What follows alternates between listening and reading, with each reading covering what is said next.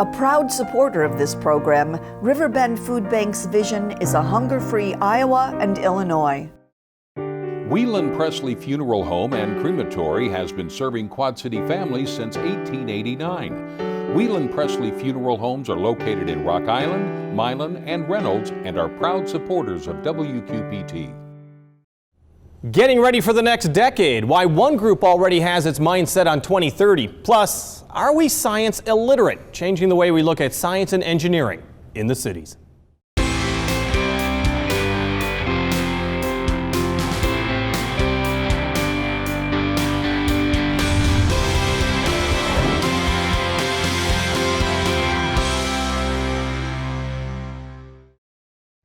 We've heard our children are falling behind in the world of science and technology. One group has spent more than 5 decades trying to change that. More on that in a moment. But for another group, the future is now.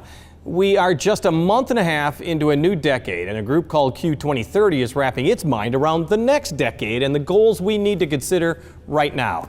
And joining us is Augustana College President Dr. Stephen Balls. He's also one of the chairs, the tri-chairs. Thank you. Of Q 2030. That's a community-wide effort to make the cities a little more attractive to industry, education, as well as livability in the coming decade. This all started when 2030 was 15 years away. Yes, yes. It's getting closer and closer. Well, it is getting closer. This started 5 years ago, and after 5 years, it's good to review our efforts. But great cities have great plans, and that's what we want out of this process, a great plan for 2030. Well, you think about it, I mean, 15 years before that, it was 2 chambers of commerce. Yes. It was a river that divided us in more than one way.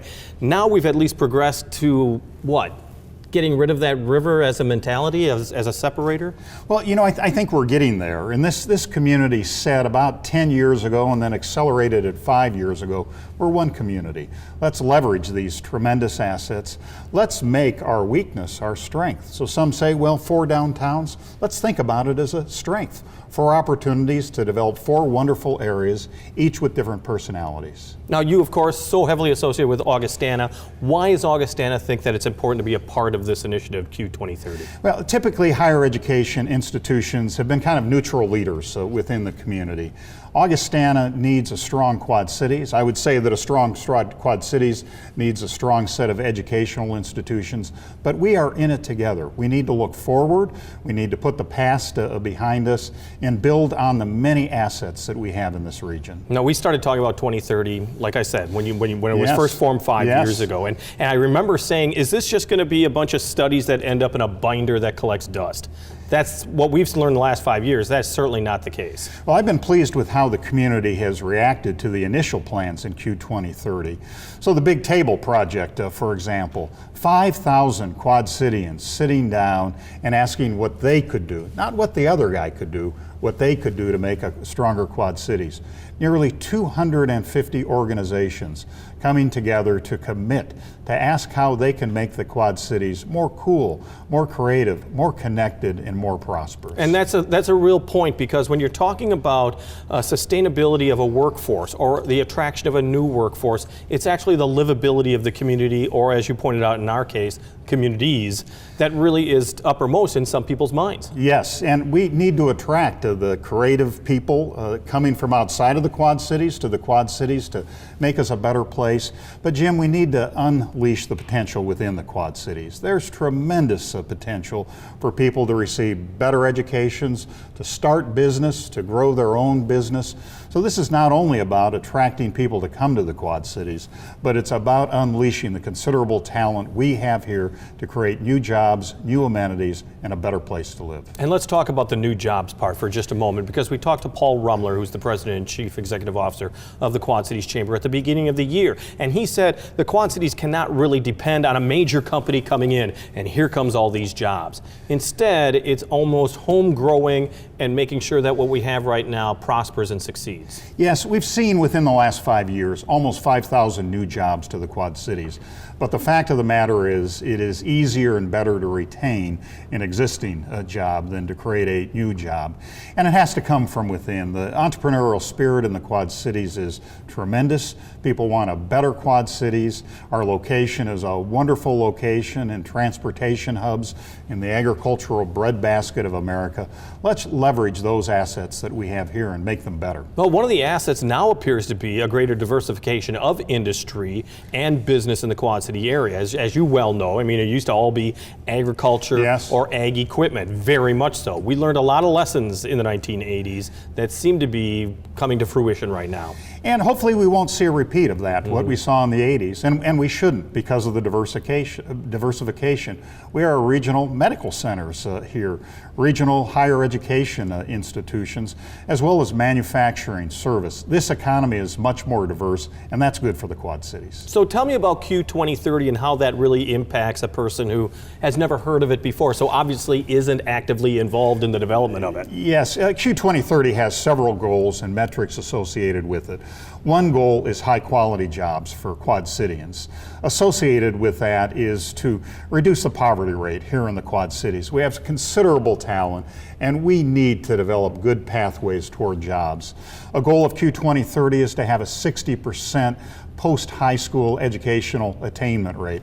Might be a union certification, a 2-year degree, or a 4-year degree. Likewise, to keep people in the Quad Cities, we need to improve the quality of life here. It's good in the Quad Cities, but let's make it better because we're competing against Des Moines. We're competing against Madison. Let's have those cultural amenities, those wonderful parks, those opportunities for nightlife that other cities have. But some might say we already have a lot of that if you think about it. I mean, it's one of the oldest symphonies in definitely west of the Mississippi River. You have a ballet that is the envy of a community our size. In some ways, it's already here, so you're not really reinventing the wheel. We're not reinventing the wheel, and with respect to cultural amenities, we can be proud of what we have. One of the issues associated with our cultural amenities is how do we keep them strong? One of the reactions to Q 2030 is a community-wide campaign by the Quad City Cultural Trust to fund these organizations well now and have these organizations funded well within 10 years. Which is a relatively new organization that is really kind of finding its stride right now. Yes, and making a tremendous difference for member organizations and for our community. But we need to ask others. We need to ask younger Quad Cityans. We need to ask people of all races, what do you want for entertainment? So we need to grow that historic base into other bases, such as the Mercado and others that are taking off to meet the needs of diverse communities. One of the areas that surveys have shown repeatedly that is a concern in the Quad City area is, of course, health care and equal health care for all people involved. That includes child care and immunization as well as wellness. That's an area that Q 2030 is also addressing, is it not? Yes, so indeed to have this post-high school success, to prepare for the new economy, we need to have healthy children. We need to have decent daycare. We need to have high school graduation rates. You know, there's a sweet spot sometimes in middle school where decisions are made. Are you going to go on or not? And to prepare and support those students for further attainment. So it's a spectrum, Jim. It is not only about jobs, but it's about health care, it is about education, it's about clean communities, safe communities. We're looking at the whole spectrum. But it seems pie in the sky. I mean, you're trying to create an Eden where there may not be one. I mean, you're talking about metrics, you're talking about measuring success. How do you measure this? Well, it is pie in the sky if you look for one organization to solve these problems. This is why we've asked 250 organizations to sign on. It's going to take collective effort, however. It's going to take an ecosystem for innovation. It's going to take some big projects like riverfront development, considering a free preschool for all, and then a host of smaller projects also. Now you're talking about right now perhaps a kind of a mid-correction course, just to see where you are right now and where you want to be. What does that entail? Well, I tell my students that there's no great effort unless you have assessment. That's why we're grading them. So, and then you hear that, oh, yes, no. You got it. So we're asking the community to grade us. How have we done? What should the next projects be? We're proud of the efforts made that we've talked about, but 10 years is a long time. How do we, in fact, fact, advance this effort? What are the next big projects that this community wants to take on? And how do we keep this energy level up?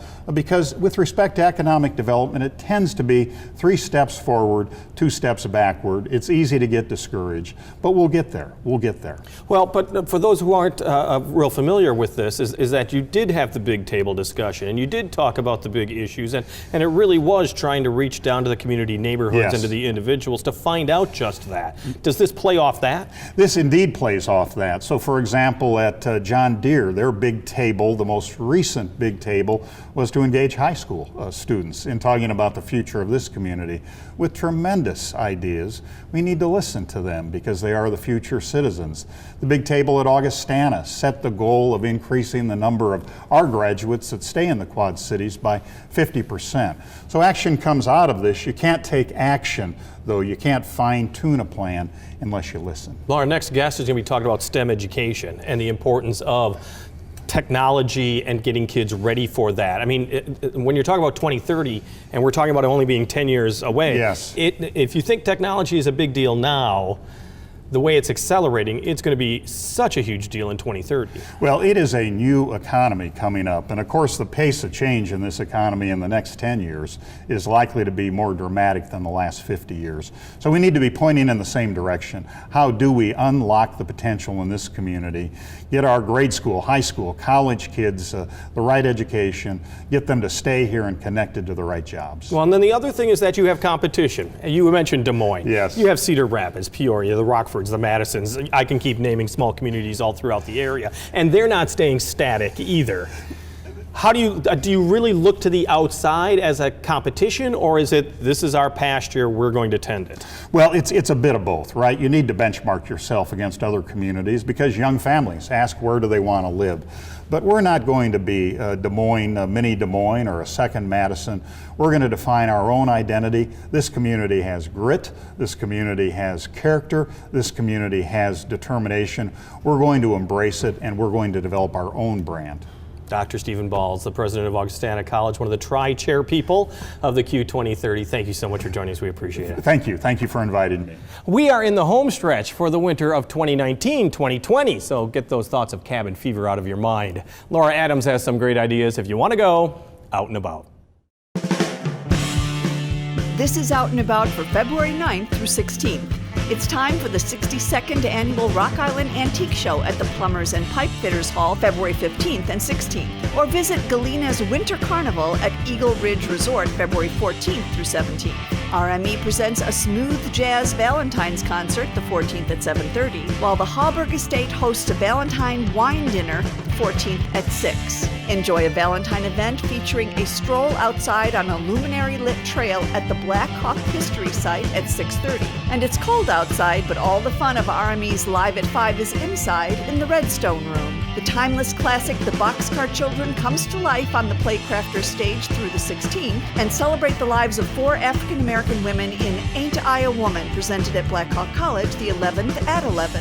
The Real Group, Masters of Modern Acapella, perform at Centennial Hall at Augustana, February 11th at 8, while Manny Lopez and his big band perform the 14th at the Speakeasy at 6. Next door at Circa 21, the musical Kinky Boots continues their run. Quad City Musical holds auditions for their summer season February 14th through 16th from 10 to 8, while the play The Shape of Things is presented at Galvin Fine Arts February 13th and 14th. Plus, the Spotlight Theater present the musical The Wedding Singer February 14th through 22nd. For more information, visit wqpt.org.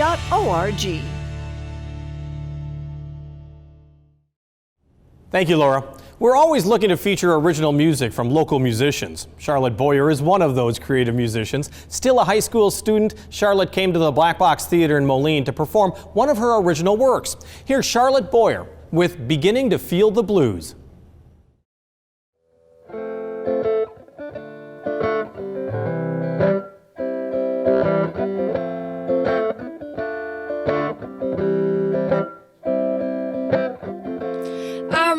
When we were little kids, eating Lunchables and watching The Incredibles, but there ain't no more lunchtime to be had. Juice box is always empty, and the playground is trash. And the playground is trash. Now I'm beginning to feel the blues. I'm beginning to feel the blues.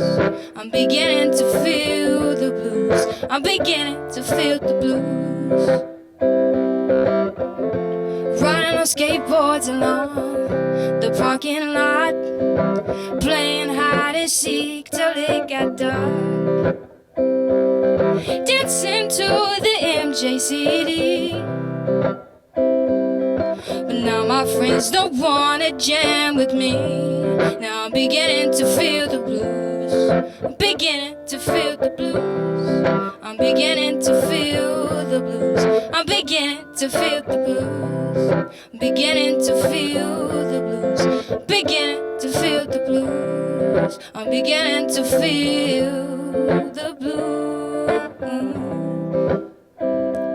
As people change and people run on, but still my life remains the same.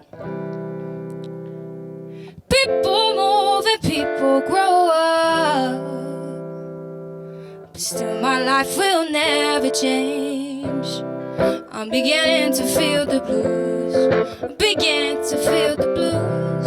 I'm beginning to feel the blues. I'm beginning to feel the blues. Beginning to feel the blues. I'm beginning to feel the blues. I'm beginning to feel the blues.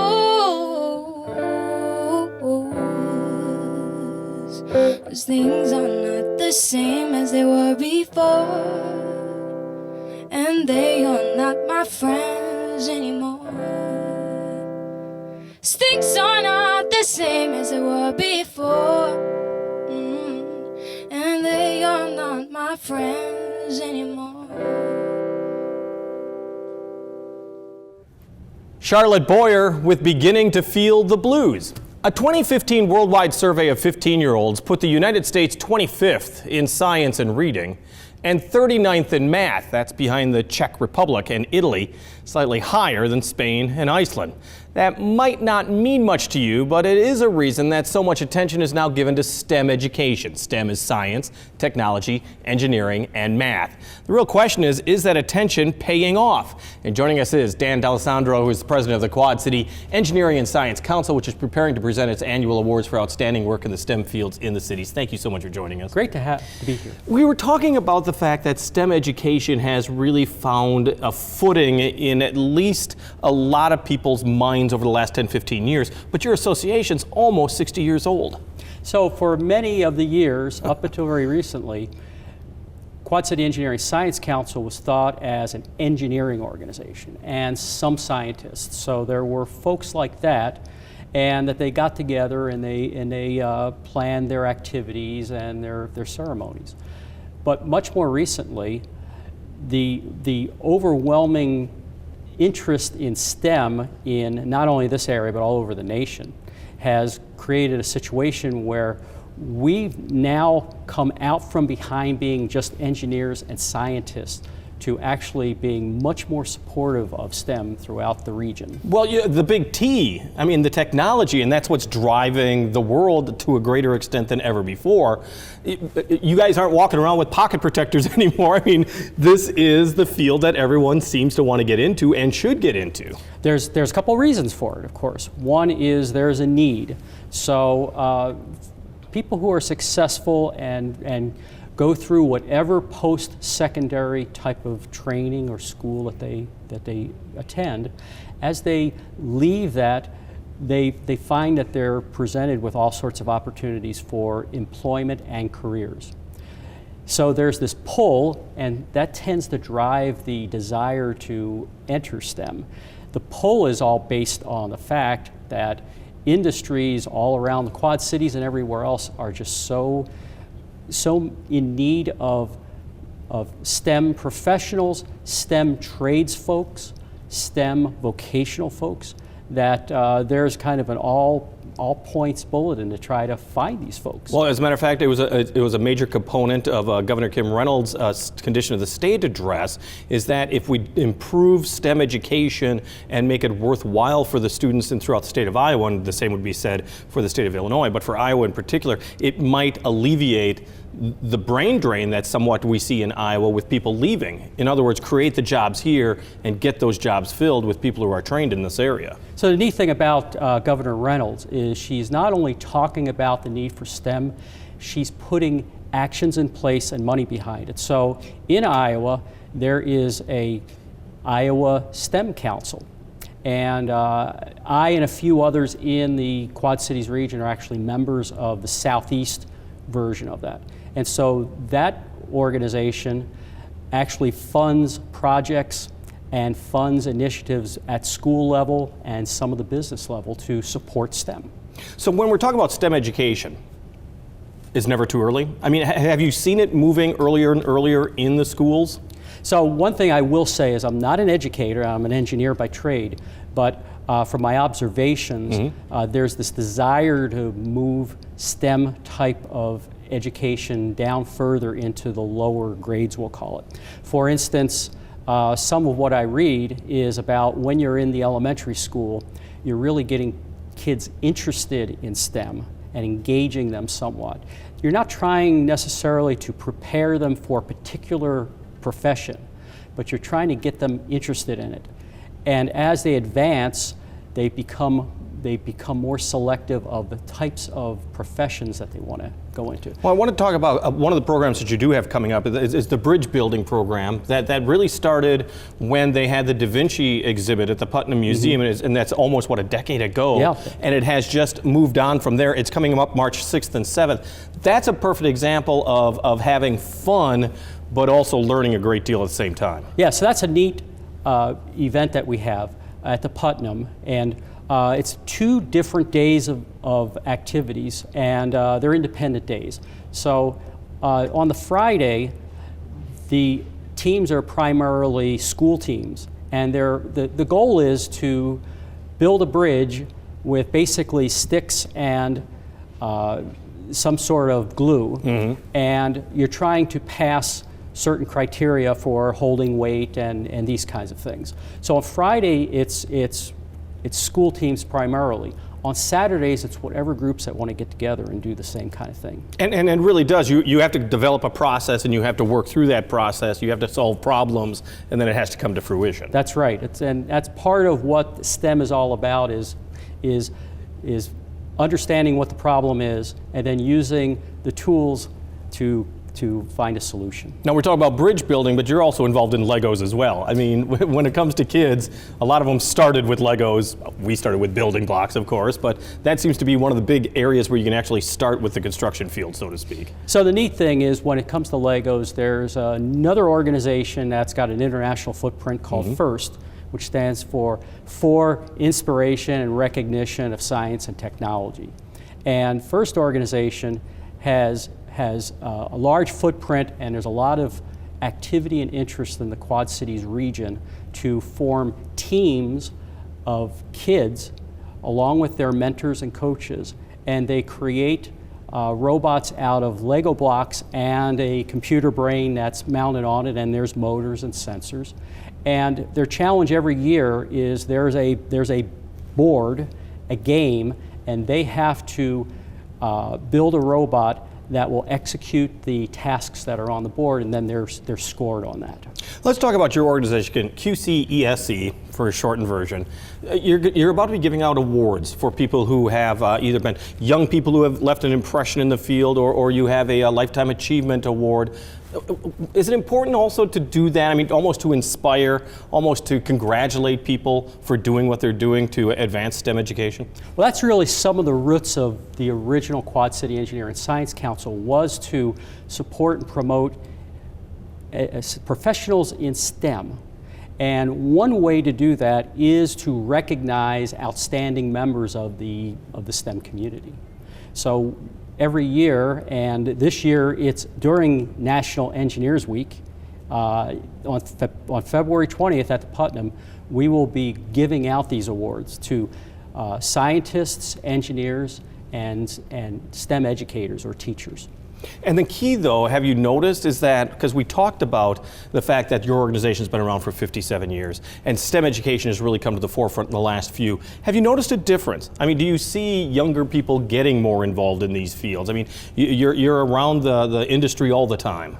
There's a lot more excitement, and what we're trying to do now is track the impact of what QCSC is doing to try to support these events. We know that as teams organize robotics events and their teams themselves, we know that they build this passion and interest to go into it in whatever their post-secondary education is. And let's be honest, I mean, that's one of those things that when you're in perhaps junior high school and you're starting to almost start charting what you think you might want to be, I mean, do you notice that the opportunities are there, as you said, post-secondary education, so either in the trade schools or the colleges and universities, there seems to be the opportunities available that even start in high school and junior high these days. There sure is. And those opportunities are, again, they're growing, and we're seeing the passion and interest in the kids growing. And what we need to do is continue messaging not only the kids, we need to message the parents and counselors and others to make sure that they understand that there's this continuing need. Again, it all starts with what's the need.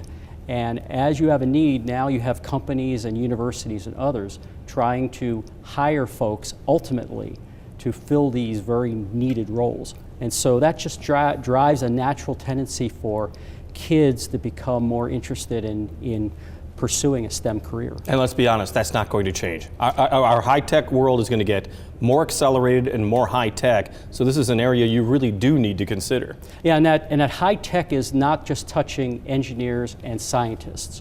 As you look at the trades, electricians, plumbers, and elsewhere, they are also feeling this change and shift in what they have to do, what they have to know, and what they have to deliver over time. Dan D'Alessandro, thank you so much for joining us from the Quad City Engineering and Science Council. We do appreciate it. WQPT has a commitment to military families in the cities. We call it Embracing the Military. And the Army's MWR is holding a workshop that will make it easier for you to take care of you. The Family Advocacy Group is holding a self-care workshop to debunk common myths and to help you plan ways to better improve your physical and mental health. It's coming up this Thursday, February 20th at the RIA Museum, Building 60 on Arsenal Island. On the air, on the radio, on the web, and on your mobile device, thanks for taking some time to join us. We talk about the issues on the cities.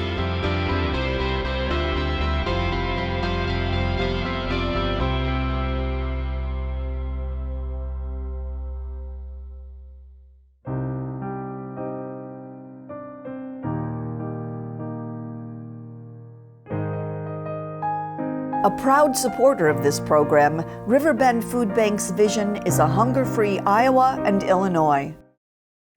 Whelan Presley Funeral Home and Crematory has been serving Quad City families since 1889. Whelan Presley Funeral Homes are located in Rock Island, Milan, and Reynolds and are proud supporters of WQPT.